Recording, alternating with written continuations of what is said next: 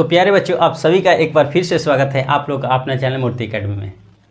प्यारे बच्चों, जैसे कि आप लोग देख रहे हैं कि यहाँ पर लिखा हुआ है क्लास 10 बेसिक मैथ। इससे आप अनुमान लगा चुके होंगे कि आज की क्लास होगा वो एक बेसिक क्लास होगा। और किसका क्लास होगा? तो बाबू रे, मैथ का क्लास होगा। ठीक है, इससे पहले वाले वीडियो में हम पूरा एकदम जितना भी पेपर से रिलेटेड, जैसे कैसे कैसे क्वेश्चन आता है, किस तरह से वस्तुनिष्ठ आता है, यानी कि ऑब्जेक्टिव किससे आता है, इसके बाद लघु उत्तरीय, दीर्घ उत्तरीय, यानी कि पेपर का समय क्या होता है, पूर्णांक कितना होता है, यानी कि पूरा स्टडी बता दिया था। ठीक है, अगर जो लोग इस वीडियो को देख रहे हैं, इससे पहले वाले वीडियो नहीं देखे हैं अगर मैथ वाला, तो उस वीडियो को देख लें, इसके बाद इसको समझेंगे। ठीक है, हम बोले थे उस दिन, यानी कि पीछे वाले क्लास में, कि जब भी हम स्टार्ट करेंगे तो एक बेसिक से शुरुआत करेंगे, क्योंकि बहुत सारे बच्चों को ये नहीं पता चलता है कि ये कैसे प्राकृत हो गया, कैसे पूर्ण हो गया, पूर्णांक क्या होता है, इसके बाद भाज्य क्या, अभाज्य, सम, विषम, ये सारी चीज़ें के बारे में जानकारी नहीं होती है। ठीक है, इसलिए क्यों ना हम उसको पहले पढ़ें, इसके बाद अगर टॉपिक पर चलें तो ज़्यादा बेहतर समझ में आएगा। क्योंकि टॉपिक में चर्चाएँ होंगी, कभी प्रकृत आएगी तो कभी भाज्य आएगा तो कभी अभाज्य आएगा। तो इससे पहले हम अगर बेसिक चीज़ें, अगर बेसिक कंसेप्ट रख लेते हैं अपने पास, तो हम सारी चीज़ें अच्छी तरह से पकड़ पाएंगे या अच्छी तरह से उस पर पकड़ बना पाएंगे। ठीक है बच्चों, तो प्यारे छात्रों, आज हम लोग स्टार्ट करने वाले हैं सबसे शुरुआती एकदम जीरो से। तो आइए स्टार्ट करते हैं अपने टॉपिक को। ठीक है, तो मेरा आज का टॉपिक क्या है? सबसे पहले प्रकृत संख्या के बारे में देखेंगे। तो प्रकृत संख्या कहती है कि गिनती की वे सारी संख्याएं, गिनती की वे सारी संख्याएं क्या कहलाती हैं? तो प्राकृत संख्या कहलाती है।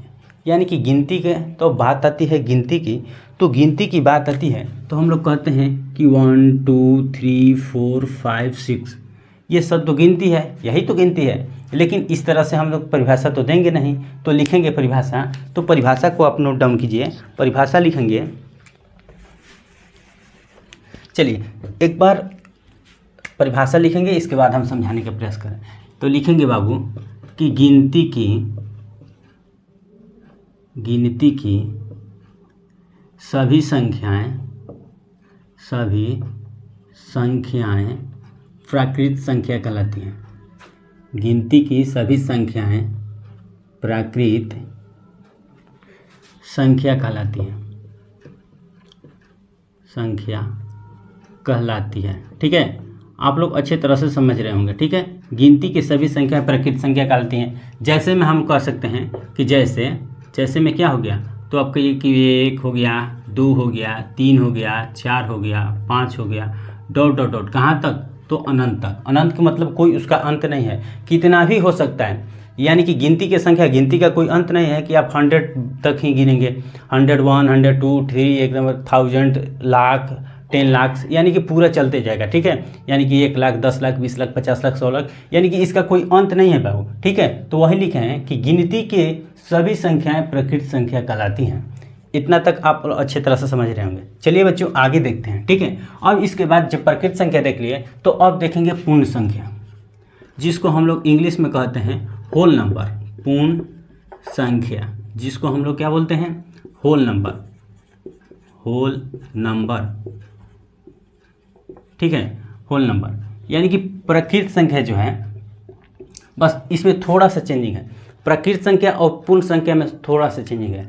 जो गिनती की संख्या है ना, जो गिनती की संख्या, तो वो 1 से शुरुआत होती है। लेकिन गिनती की संख्या में अगर हम जीरो को जोड़ दें या जीरो को शामिल कर दें, तो उसे हम होल नंबर कहते हैं या पूर्ण संख्या कहते हैं। ठीक है, फिर से एक बार परिभाषा की ओर हम लोग देखते हैं कि गिनती की संख्या में यह कहते हैं कि वैसी संख्या जिसकी शुरुआत, यहाँ पर लिख रहे हैं कि वैसी संख्याएं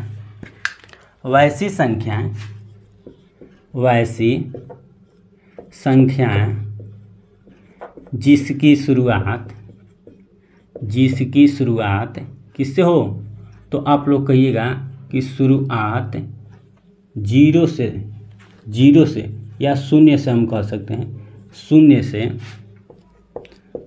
से हो, तो वैसे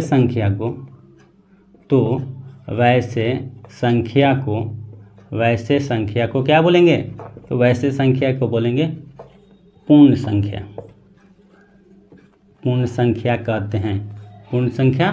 कहते हैं। ठीक है, आप लोग परिभाषा को एक एक करके नोट डाउन करते रहिएगा, ठीक है।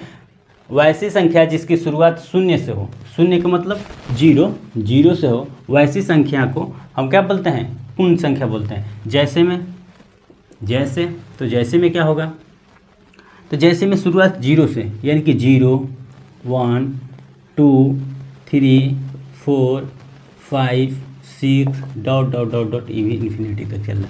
ये भी कहाँ तक चलेगा, अनंत तक चलेगा। यानी कि हम प्रकृत संख्या जब पढ़ें तो गिनती की संख्या को प्रकृत बोलें, यानी कि जो भी गिनती की संख्या है, यानी कि 1 2 3 4 5 6 डॉट डॉट डॉट डॉट अनंत तक। उसी तरह जब पूर्ण संख्या की चर्चा किया जाए तो पूर्ण संख्या कह रहा है कि वैसी संख्या जिसकी शुरुआत किससे हो, जीरो से हो, जिसकी शुरुआत जीरो से, यानी कि जीरो अगर उसमें, यानी कि ये भी परिभाषा हम कह सकते हैं कि प्रकृत संख्या में अगर हम जीरो को शामिल कर दिया जाए, यानी कि हम जीरो को शामिल कर दें तो उसे हम क्या कहते हैं, पूर्ण संख्या कहते हैं। देखिए जैसे में, देखिए प्रकृत संख्या यहाँ से है ना, यहाँ से इधर हम प्रकृत बोलेंगे, यहाँ से इधर क्या बोलेंगे, तो बाबू प्रकृत बोलेंगे, प्रकृत संख्या, ठीक है, प्रकृत संख्या बोलेंगे। लेकिन जैसे हम इसमें जीरो को शामिल किए, जैसे हम इसमें जीरो को शामिल किए, जैसे हम जीरो को शामिल किए तो ये प्रकृत संख्या ना होकर कौन सा संख्या हो जाएगा, तो पूर्ण संख्या हो जाएगा, ठीक है। तो आप लोग अच्छे तरह से इसको समझ लीजिए। चलिए इसको आप स्क्रीनशॉट करते रहिए, हम आगे बढ़ते हैं, ठीक है। चलिए आगे बढ़िए, आगे क्या है, तो आगे हम देंगे अगला पूर्णांक संख्या, ठीक है। अगला क्या देंगे हम लोग, तो पूर्णांक संख्या। इसको आप एक एक करके नोट डाउन करते रहिए, ठीक है। चलिए पूर्णांक संख्या को देखेंगे बाबू, पूर्णांक संख्या को, तो पूर्णांक संख्या कहता है कि वे सभी धनात्मक और ऋणात्मक, लिखेंगे इसका डिफिनेशन, वे सभी धनात्मक, यहाँ ब्रैकेट में लिख लीजिए, धनात्मक तथा कौन सा, ऋणात्मक, धनात्मक तथा ऋणात्मक, समझ रहे हैं ना, ऋणात्मक ऋणात्मक ऋणात्मक, वे सभी धनात्मक तथा ऋणात्मक पूर्ण संख्याएं, पूर्ण संख्या पूर्णांक संख्या कहलाती है, पूर्णांक संख्या कहलाती है, ठीक है, पूर्णांक संख्या कहलाती है, लाती है। अब ये कह रहा है, डिफिनेशन इसका कह रहा है कि वे सभी धनात्मक तथा ऋणात्मक पूर्ण संख्याएं पूर्णांक संख्या कहलाती है। अब तो ये धनात्मक और ऋणात्मक क्या होता है, तो देखिए पूर्णांक संख्या हम लोग जानते हैं कि जीरो से स्टार्ट होता है, 0 1 2 3 4 5 डॉट डॉट डॉट, ठीक है। लेकिन कह रहा है कि धनात्मक भी होना चाहिए और ऋणात्मक भी होना चाहिए, यानी कह सकते हैं हम कि जब धनात्मक इधर गए तो धनात्मक, और माइनस में हम अगर लिख देते हैं कोई चीज़ तो ऋणात्मक हो जाएगा ना, माइनस में कोई चीज़ लिखेंगे ऋणात्मक। यानी कि यही संख्या जो है, यही जो संख्या है वो कौन सी संख्या है, तो आप लोग कहिएगा कि जी पूर्णांक संख्या है। कौन सा संख्या है, तो पूर्णांक संख्या है। अब सबसे पहले बात आती है कि जब पूर्णांक संख्या हम समझ ही लिए तो इसमें पॉजिटिव यानी कि धनात्मक पूर्णांक कौन सा होता है, ऋणात्मक पूर्णांक कौन सा होता है, या जीरो कौन सा पूर्णांक है, ठीक है। तो देखिए जो प्लस में होता है, यानी कि जो प्लस में होता है, ये प्लस में है, अगर माइनस का साइन नहीं लगा है तो समझते हैं हम इसको क्या कि प्लस में है। तो जो प्लस में संख्या है उसको हम धनात्मक कहते हैं, जिसमें कहते हैं क्या, धनात्मक संख्या। धनात्मक बात हो रही है पूर्णांक की तो धनात्मक पूर्णांक बोलेंगे, जिसको पॉजिटिव इंटीजर बोलते हैं, पॉजिटिव इंटीजर, ठीक है, इंटीजर, ठीक है। और उसी तरह जब ये निगेटिव में है तो इसको क्या बोलते हैं, ऋणात्मक पूर्णांक, ऋणात्मक पूर्णांक बोलेंगे, समझ रहे हैं ना, ऋणात्मक पूर्णांक। यानी कि इसको कह सकते हैं हम कि निगेटिव इंटीजर, निगेटिव क्या, इंटीजर्स,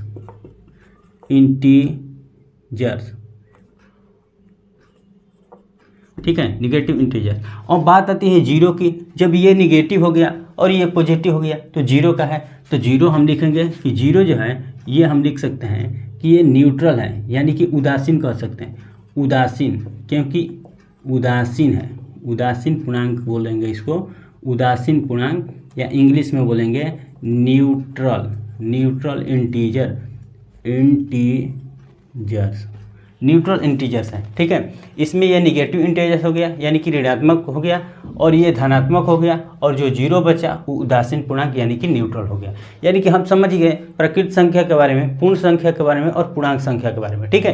अब आगे हम देखते हैं किसके बारे में, तो अब देखेंगे हम सम संख्या। अब आबू सम संख्या, ठीक है। चलिए आगे बढ़ते हैं, अगला टॉपिक, अगला पॉइंट डालिए आप लोग क्या, सम संख्या का, ठीक है। तो सम संख्या डालेंगे, सम संख्या क्या कहता है उसके बारे में हम लोग समझते हैं, ठीक है। चलिए अगला क्या डालेंगे, सम संख्या, सम संख्या, ठीक है। इसको इंग्लिश में हम लोग बोलते हैं even number, even number, even number, ठीक है। चलिए सम संख्या, तो सम संख्या कहता है कि वैसी संख्याएं, इसका डिफिनीशन होगा वैसी संख्या जिसके इकाई स्थान पर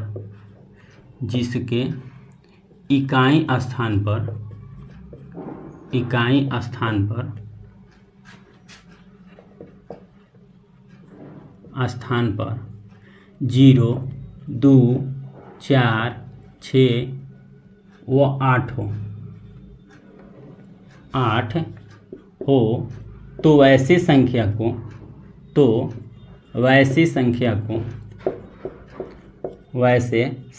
को सम संख्या कहते हैं, सम संख्या कहते हैं, ठीक है। आप लोग समझ रहे हैं ना, सम संख्या कहते हैं। अब इकाई स्थान क्या होता है, ये दहाई स्थान का होता है, सैकड़ा स्थान का होता है। तो आप लोग जब भी पढ़े हैं, यानी कि पीछे वाले क्लास में आप लोग दूसरा, तीसरा, चौथा में जब होंगे तो आप लोग देखे होंगे कि इकाई, दहाई, सैकड़ा, ऐसे करके आपके किताबों में कहीं वर्ड दिया रहेगा, ठीक है। यही सब वर्ड दिया रहता है, इकाई, दहाई, सैकड़ा, इस तरह के वर्ड, ठीक है। तो मान लेते हैं कि कोई अंक हम लिखे, अंक कोई लिखे, तो ये अंक कोई भी लिख दिए तो इसमें कौन इकाई होगा, कौन दहाई होगा, कौन सैकड़ा होगा, तो यहीं से नहीं गिनते थे कि इकाई, दहाई, सैकड़ा, इकाई, दहाई, सैकड़ा, यानी कि सैकड़ा का मतलब 200 हो गया, और दहाई का मतलब 30 हो गया, और 4, तो इसी को ना हम लोग कहते हैं कि 234 लिखा हुआ है। ये क्या लिखा हुआ है, 234, समझ गए बाबू, ये 234 लिखा हुआ है, यानी कि इकाई, दहाई, सैकड़ा यही हुआ। तो हम साफ साफ कह सकते हैं, अब हम साफ साफ समझ सकते हैं कि जब भी इकाई की चर्चा किया है, तो हम लिख सकते हैं कि जैसे में, यानी कि हम साफ समझ गए कि जो भी लास्ट में अंक होगा, जो भी कोई अंक दिया रहेगा आपका, उसके लास्ट यानी कि अंतिमवा स्थान पर जो अंक होगा वहीं हम देखेंगे, ठीक है। वहीं होगा हमारा इकाई स्थान। जैसे हम कोई अंक लिखें, यानी कि 240 लिखे, 265 लिख दिए, 275 लिख दिए, 264 लिख दिए, यानी कि इस तरह से हम 4 को लिखें अंक, ठीक है। तो हम क्या देखेंगे, सबसे पहले इकाई स्थान देखेंगे, तो यही ना इकाई स्थान हमारा होगा, यही ना इसका इकाई स्थान हुआ, यानी कि जो लास्ट में होगा, क्योंकि इधर से इकाई दहाई होता है, इधर से ना इकाई दहाई होता है, इकाई, दहाई, सैकड़ा, 1000, 10,000, लाख, 10 लाख, इस तरह से हम गिनते हैं।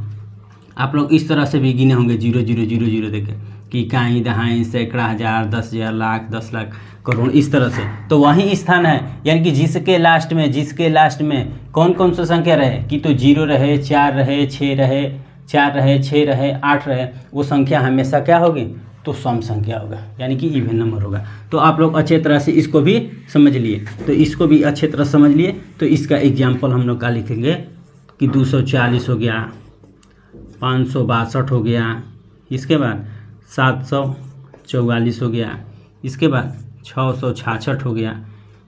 यानी कि ये सारी चीज़ें देखिए, लास्ट में 0 है तो 0 सम संख्या, इसके बाद लास्ट इकाई स्थान पर 2 है तो 2 सम संख्या, इकाई स्थान पर 4 है तो 4 सम संख्या, इकाई स्थान पर 6 है तो 6 सम संख्या। यानी कि हम साफ साफ कह सकते हैं कि जिसके अंत में वे सब संख्या, वे सारी संख्याएं जिसके अंतिम स्थान पर या इकाई स्थान पर 0, 2, 4, 6 तथा 8 हो, उस संख्या को हम सम संख्या कहते हैं। समझ गए बातों को। चलिए आगे बढ़ते हैं, आगे स्क्रीनशॉट आप करते रहिए और आगे की ओर हम बढ़ते हैं, ठीक है। चलिए अब लिखेंगे हम कौन सी संख्या, सम संख्या समझ लिए, अब बाबू समझते हैं विषम संख्या। ठीक है, अब क्या समझते हैं हम लोग, तो विषम संख्या। विषम संख्या यानी कि यहाँ पर कह सकते हैं ऑड नंबर, ऑड नंबर यानी कि विषम संख्या। ठीक है, विषम संख्या। अगला टॉपिक हम लोग का क्या रहेगा, विषम संख्या। विषम संख्या, तो विषम संख्या जब सम संख्या हम समझे तो सम संख्या कहता है कि वैसे संख्याएं जिसके इकाई स्थान पर क्या हो 0, 4, 6, 8, 10 मैंने जो भी हो। ठीक है, तो विषम संख्या की परिभाषा हम लिखेंगे कि वैसी संख्याएं जिसके इकाई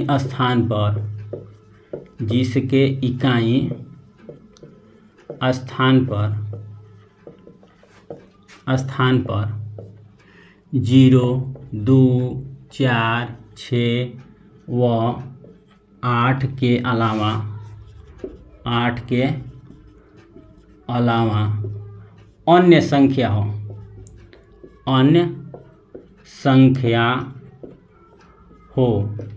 उसे हम क्या कहते हैं, उसे हम विषम संख्या कहते हैं। उसे विषम संख्या का कहते हैं बाबू, एक कहते हैं, उसे विषम संख्या कहते हैं।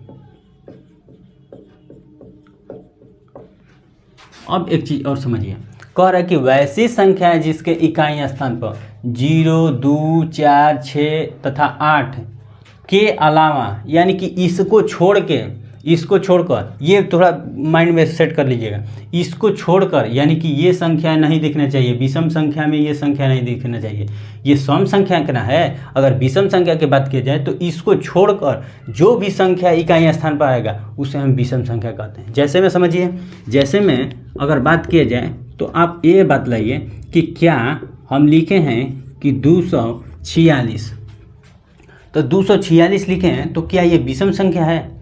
क्या आप कह सकते हैं इसको विषम संख्या?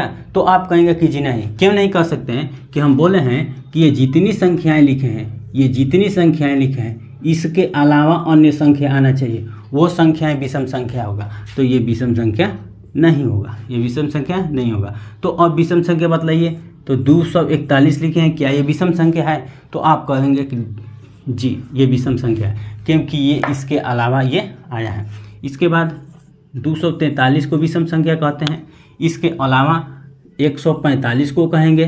ठीक है, इसके अलावा 447 को कहेंगे, यानी कि इसके अलावा अन्य कोई इकाई स्थान पर अंक आएगा उसको हम विषम संख्या कहते हैं। तो जैसे में ये लिख लीजिए 241, ये सब और सारे अपने मानों से लिख लीजिएगा। ठीक है, क्योंकि ये हम एक मोटे आपको समझाने का प्रयास कर रहे हैं कि कैसे होता है ये। ठीक है, चलिए, तो आप उम्मीद करता हूँ कि ये भी आप अच्छे तरह से समझ गए। अब इसको हम मिटा देते हैं। ठीक है, चलिए, स्क्रीनशॉट करना होगा तो कर लीजिए, आगे बढ़ते हैं। चलिए, अब आगे बढ़ते हैं, अगला लिखते हैं भाज्य संख्या। अब अगला लिखिए, अगला हेडिंग डालिए भाज्य संख्या। ठीक है, चलिए, अब अगला हेडिंग भाज्य संख्या। भाज्य संख्या से ही पता चल रहा है कि ये भाज्य का मतलब कटने वाला है। ठीक है, भाज्य संख्या जिसको इंग्लिश में कहते हैं कंपोजिट नंबर। ठीक है, नंबर भाज्य संख्या यानी कि कंपोजिट नंबर कहेंगे। इसका डिफिनेशन अगर लिखना होगा, परिभाषा लिखना होगा, ये किसे कहते हैं लिखना होगा, तो लिखेंगे कि वैसी संख्या जो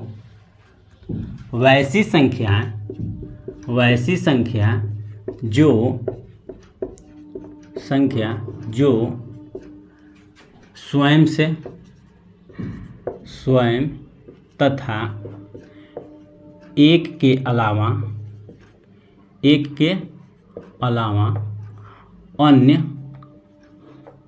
अन्य किसी भी संख्या से विभाज्य हो,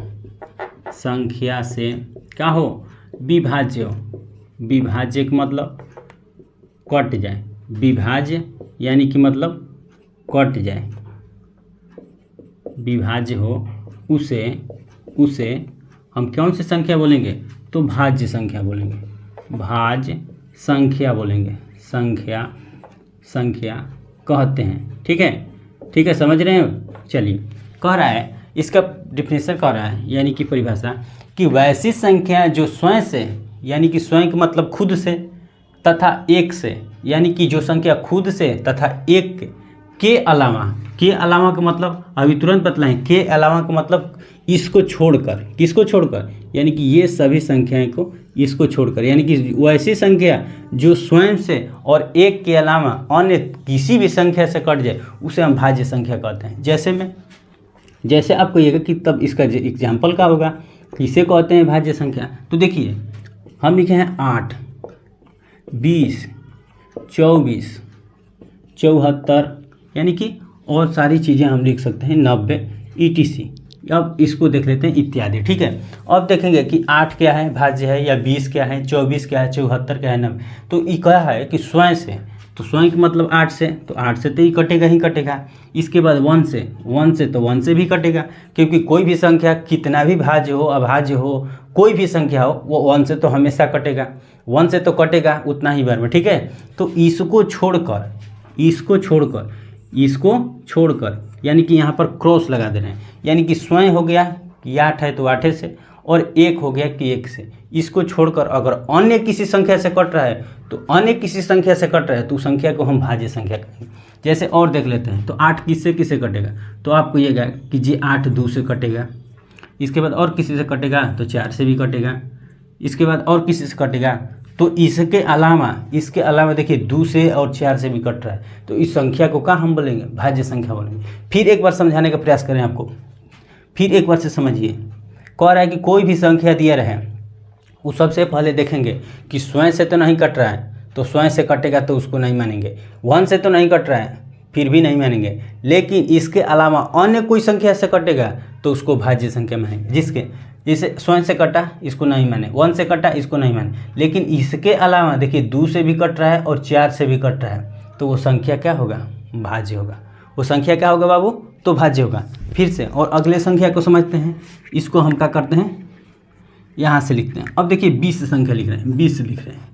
ठीक है, तो हम क्या बतलाए हैं कि 20 सबसे पहले कि 20 से तक कटेगा, 1 से भी कटेगा, तो इसको नहीं समझेंगे। 20 और 1 से कटेगा तो नहीं समझेंगे। लेकिन और किसी से कट रहा है तो देख लेते हैं, 2 से भी कट रहा है, 4 से भी कट रहा है, 5 से भी कट रहा है, यानी कि 10 से भी कटेगा। यानी कि हम कह सकते हैं साफ साफ कि ये संख्या भाज्य संख्या है। यानी कि स्वयं और एक को छोड़कर अन्य संख्या से भी कटे उसे हम भाज्य संख्या कहते हैं। तो आप अच्छे तरह से उम्मीद करता हूँ समझ गए होंगे। ठीक है, उसी तरह 74 को भी काटेंगे, 90 को भी काटेंगे। आप लोग काट लीजिएगा, ठीक है, क्योंकि हम समझा रहे हैं। ठीक है, चलिए आगे बढ़ते हैं। अब जब भाज्य संख्या समझ लिए तो अब अगला आता है अभाज्य संख्या। क्या आता है बाबू, अभाज्य संख्या। देखिए भाज्य संख्या में एक और नोट डाउन करके लिख लीजिएगा, क्योंकि बहुत सारे लोगों को कन्फ्यूजन हमेशा होते रहता है। यहाँ पर हम नोट डाउन करवा दे रहे हैं। ठीक है, चलिए यहाँ पर नोट आप लिख लीजिए, कि नोट लिख लीजिए क्या, कि यहाँ पर बहुत सारे क्वेश्चन आता है इससे कि सबसे छोटी भाज्य संख्या क्या है, और जब अभाज्य पढ़ेंगे तो उसमें आएगा कि सबसे छोटी अभाज्य संख्या क्या है। तो यहाँ पर कन्फ्यूजन होता रहता है। तो जब सबसे छोटी भाज्य संख्या की बात करें, देखिए हालांकि ये आप में आएगा नहीं, कंपटीशन का चीज़ है, लेकिन आप पहले से ही जानकारी रखेंगे तो बहुत ज़्यादा बेहतर समझ में आएगा। तो सबसे छोटी क्या, भाज्य संख्या। तो सबसे छोटी भाज्य संख्या कौन सा होता है बाबू, तो ये 4 होता है। यहाँ पर लिख लीजिए 4 होता है। सबसे छोटी भाज्य संख्या क्या होता है, 4 होता है। चलिए आगे बढ़ते हैं अभाज्य संख्या की ओर। ठीक है, चलिए भाज्य के बाद अब लिखिए, अब हेडिंग डालिए आप लोग अभाज्य संख्या। ठीक है, चलिए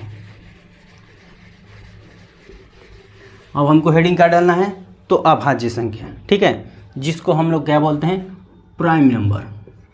तो हेडिंग डालिए अभाज्य संख्या, जिसको बोलते हैं क्या, प्राइम नंबर। ठीक है, तो जो भाज्य संख्या का डिफिनीशन सीखे कि वैसी संख्याएं जो स्वयं से तथा एक के अलावा अन्य किसी भी संख्या से कटे उसे हम लोग क्या बोलते हैं बाबू, तो भाज्य संख्या बोलते हैं। और अभाज्य संख्या कहता है कि वैसी संख्याएं जो स्वयं तथा वैसी संख्याएं जो स्वयं तथा वैसी संख्याएं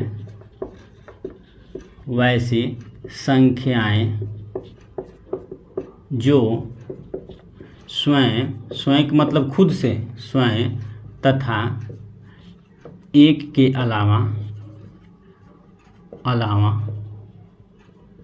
ध्यान देते रहिएगा, वैसी संख्याएं जो स्वयं तथा एक के अलावा अन्य किसी भी संख्या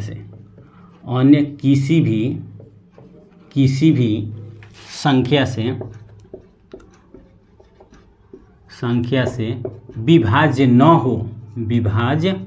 न हो, ध्यान दीजिएगा, विभाज्य न हो, बार बार इस पे जोड़ दे रहे हैं, उसे क्या बोलते हैं हम लोग, तो उसे हम लोग बोलते हैं, उसे अभाज्य संख्या बोलते हैं। उससे क्या बोलते हैं बाबू, अभाज्य संख्या कहते हैं। ठीक है, यहाँ तक समझिए। कह रहा है कि वैसी संख्याएं जो स्वयं से तथा वन के अलावा अन्य किसी भी संख्या से विभाज्य न हो उसे अभाज्य संख्या कहते हैं। यानी कि हम कह सकते हैं कि स्वयं से हो नहीं तो वन से हो। जैसे में आप एग्जाम्पल लीजिए, जैसे में देखिए दो क्या है, तो दो आप लोग कहिएगा कि तो दो से भी कटेगा और न तो वन से कटेगा, और इसके अलावा किसी भी संख्या से ये कटेगा। आप बताइए कि और किसी भी अन्य संख्या से ये कटेगा, तो आप कहिएगा कि जी नहीं, क्योंकि दो की तो दो से कटेगा नहीं तो वन से कटेगा। तो इसका डिफिनीशन यही ना कह रहा है कि तो स्वयं से कटे न तो एक से कटे, स्वयं से कटे न तो एक से कटे, वैसी संख्या को हम लोग क्या बोलेंगे, अभाज्य संख्या।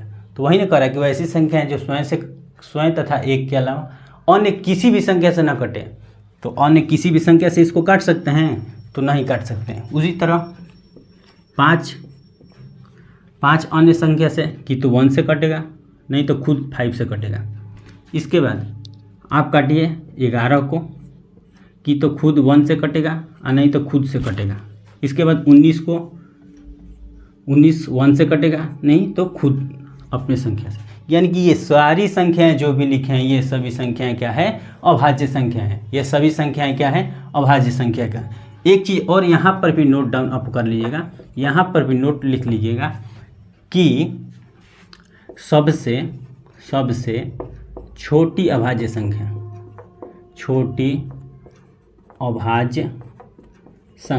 सबसे छोटी अभाज्य संख्या। क्यों छोटी लिखवा रहे हैं, आप समझ रहे हैं कि सबसे छोटी ही लिखना है हमको।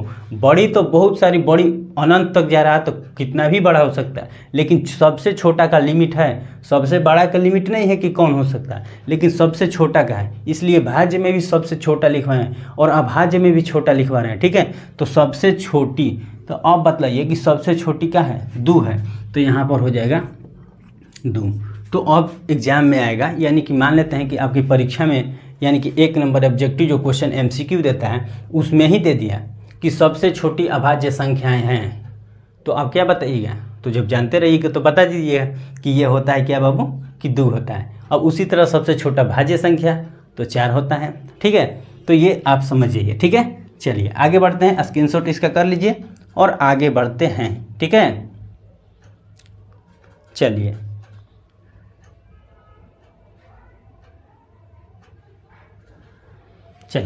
आगे बढ़ते हैं।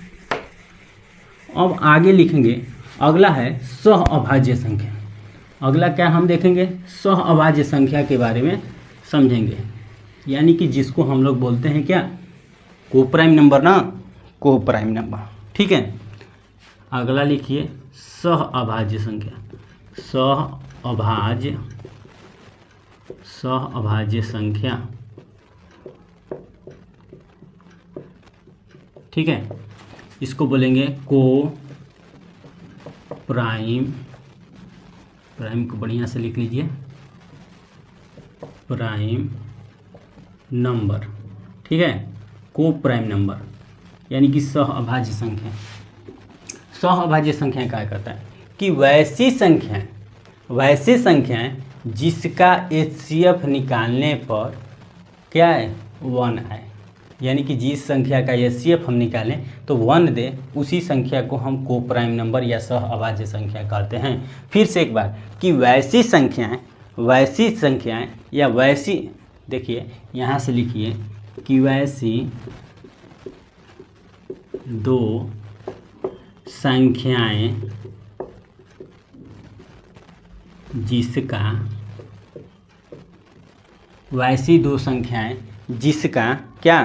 जिसका एचसीएफ निकालने पर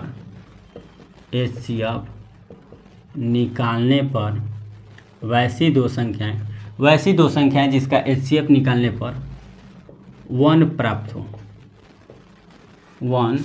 प्राप्त हो तो उसे क्या कहते हैं? सह अभाज्य संख्या कहते हैं। सह अभाज्य संख्या कहते हैं। ठीक है बाबू, सह अभाज्य संख्या कहते हैं। चलिए, कह रहा है कि वैसी दो संख्याएं जिसका एचसीएफ निकालने पर, तो एचसीएफ एलसीएम आप लोग नहीं जानते हैं कि कोई भी संख्या जैसे में हम दे दिए कि हम कोई भी संख्या दे दिए कि 2 दे दिए और 5 दे दिए, ठीक है, 2 5 दे दिए, इसके बाद 7 और 11 दे दिए, तो इसका एचसीएफ निकालना आप नहीं जानते हैं। एचसीएफ यही ना कहता है कि भाग भी 2 दे रहा, तो 2 से 2 बार में करेंगे तो 2 दूनी के 4 होगा। जो यहाँ प्राप्त हुआ ये ब्रैकेट में आ जाएगा और फिर जो यहाँ वाला है ये बीच में आ जाएगा, यानी कि यहाँ पर आ जाएगा। फिर 1 से 2 बार में 2 कट गया, यानी कि कट गया, और जो लास्ट में यहाँ पर बचता है उसी को हम क्या बोलते हैं? एचसीएफ बोलते हैं। उसी को हम लोग क्या बोलते हैं? एचसीएफ बोलते हैं। तो देखिए एचसीएफ इसका क्या प्राप्त हुआ? 1 प्राप्त हुआ। तो वही ना कह रहा है कि वैसी कोई भी दो संख्या जिसका एचसीएफ निकालने पर 1 प्राप्त हो उसे हम लोग क्या बोलते हैं? सह अभाज्य संख्या कहते हैं। तो उम्मीद करता हूँ ये भी आप अच्छी तरह से क्या होगा, समझ गए होंगे। ठीक है, उसी तरह से 7 11 का भी एचसीएफ आप निकाल सकते हैं। ठीक है, 7 एकम 7 4 हुआ, फिर इसको 7 अंदर आएगा, फिर 4 से 1 बार में 4, फिर 3 हुआ, फिर 4 अंदर आएगा, ठीक है, फिर 3 से 1 बार में 3, फिर 1 हुआ, फिर ये 3 अंदर आएगा, ठीक है, फिर 3 बार में 3 कट गया।